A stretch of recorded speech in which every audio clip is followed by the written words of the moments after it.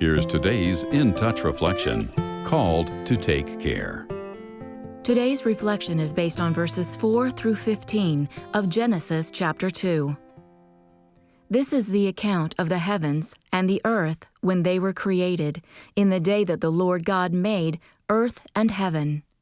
Now no shrub of the field was yet on the earth, and no plant of the field had yet sprouted, for the Lord God had not sent rain upon the earth, and there was no man to cultivate the ground. But a mist used to rise from the earth and water the whole surface of the ground. Then the Lord God formed the man of dust from the ground, and breathed into his nostrils the breath of life, and the man became a living person. The Lord God planted a garden toward the east in Eden, and there he placed the man whom he had formed. Out of the ground the Lord God caused every tree to grow that is pleasing to the sight and good for food. The tree of life was also in the midst of the garden, and the tree of the knowledge of good and evil. Now a river flowed out of Eden to water the garden, and from there it divided and became 4 rivers. The name of the first is Pishon. It flows around the whole land of Havilah, where there is gold.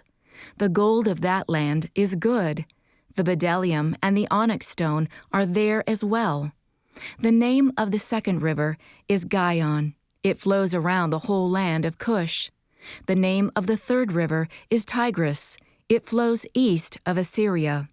And the fourth river is the Euphrates.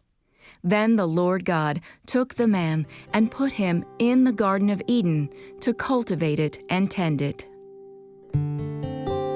Stewardship is more than just managing money. Even in the ancient world, this word had to do with handling the affairs of an entire household. Look at the Old Testament story of Joseph, for example, in Genesis 39, verses 1 through 6, and Genesis 41, verses 38 through 49.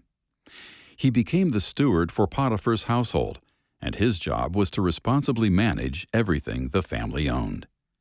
The idea of stewardship goes back even further, in fact, all the way to the very beginning of Genesis.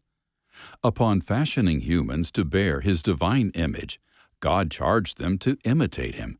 He called them to be productive and have dominion, that is, exercise humble authority over the earth. As stewards of God's creation, they were to reflect who He is. That involved doing the hard work to maintain, preserve, and beautify the earth. Think about it.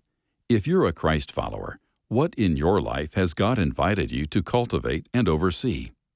Is it an opportunity through your workplace or a volunteer activity? Is He asking you to learn how to become more involved in your community? Perhaps it's as simple as keeping your home orderly and well-maintained.